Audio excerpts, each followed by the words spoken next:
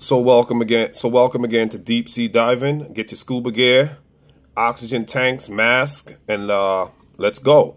This is not for those who want to wade in the water. We're gonna go, we're gonna go deep, deeper than ankles and knee high. Right? You might drown out here. So if you're not ready, head back to the shore, safe sands. But I've been discussing microbiology, cell biology, because cell biology specifically is fascinating, and it has captivated my imagination overwhelmingly. And the reason for that is because there's a quote: "As above, so below; as within, so without." And that quote has never ringed more loudly and truly for me than it has over the last several weeks of researching and studying and deep sea diving, because I realize, right, that everything that we are carrying out in our day-to-day affairs, all that we carry out every single day, whether it's taking care of your families, careers, etc., etc., etc., every single thing that we are carrying out is a resultant, right? It is a consequence, subsequent. It is subsequent to what's going on within our micro environments. See, what we are, the sphere that we are operating or functioning on would be considered the macro environment. But before the macro can exist, there must first be the micro. And the micro environment is where we find the microorganisms, the microbes, the pathogens, the bacteria, etc., etc. And cell biology, namely and specifically, when you start to really delve into cell biology and understand the functionalities, the structures, the organization of cells and how they operate, it is a template. It's a template. It's exactly a template for everything we're doing out here on the macro environment. And if we can grasp and really, I don't want to use the word understand, because to stand under something means that you're subject to that thing, right? So I don't want to use the word understand. I'll use the word understand because that's what you understand, but I don't want to use the word understand. I'd rather stand over than stand under. But because I know that you operate on that frequency of the word understand, I'll use understand so that you can understand. But once we grasp the concept, then our purpose, our destination, journey, becomes clearer, it becomes vivid. There's a lucidness, there's a lucidity.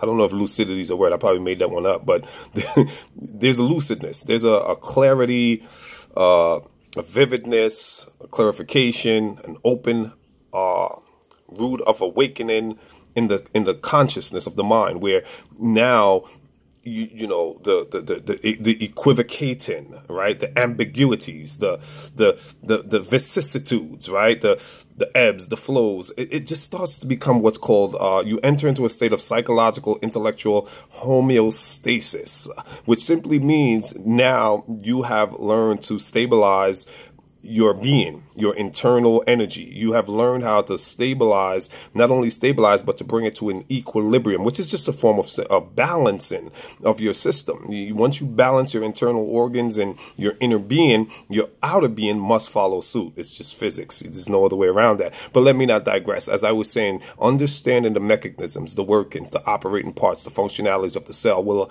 allow you to make leaps and bounds in your personal lives, right? Because when you understand, for instance, an aspect and mechanism of cell, it's called cell differentiation. But before there's cell differentiation, let me step back a bit. It's cell determination. A cell has to be first determined before it can differentiate. Let me repeat that. Cells, this is what cells do. There's over 2 trillion cells that's in your body that makes you up, your composition, your constitution. This is what cells do. They're doing them right now as I'm sitting here speaking to you. They're doing them right now as you're sitting here listening to me speak. So cells are constantly determining and differentiation. Cell determination is where the cell determines what it will be. I'm going to say that again. Within the embryo, tissues are being formed. When a tissue is being formed within your cell, when tissues are being formed, embryology, right? If you study embryology, you'll get this. But when tissues are being formed, those tissues consist of cells. Before the tissue can be formed, the cell has to determine what what's the functionality of this tissue? For instance, you have liver, right? Liver tissue can't function for the lung. Vice versa, the tissues that form the lung can't function for the tissue that forms the liver. So there must be cell determination. And once the cell has determined what its functionality is going to be, there's something called, there's a term, medical, if you study cell biology, they would say the cell's fate has been determined. So once the cell fate is determined, it's irreversible. The cell has made a decision what it's going to be.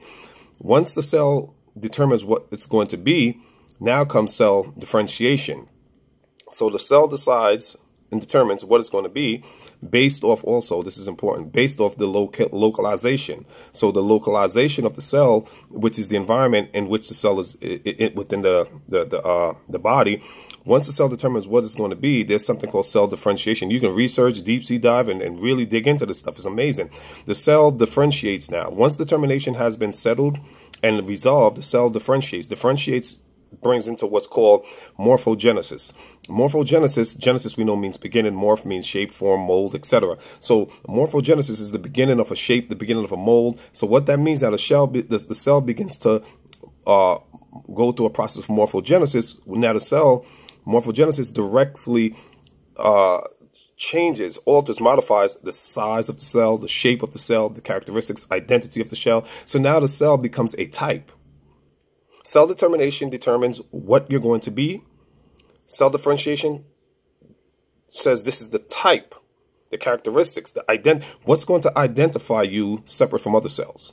So cell differentiation gives the cell its identity, its uniqueness. It says, it marks out clearly the distinction that this cell has from the trillions, millions, billions of other cells. So cell determination, cell differentiation, an amazing mechanism that's part of our biology.